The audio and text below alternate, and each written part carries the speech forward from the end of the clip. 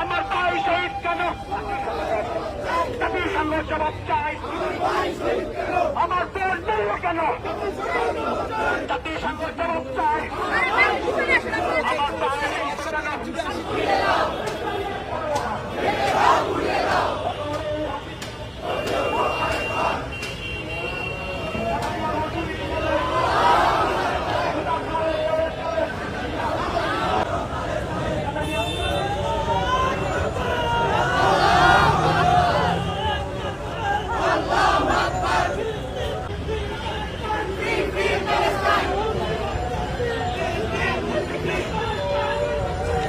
Bangladesh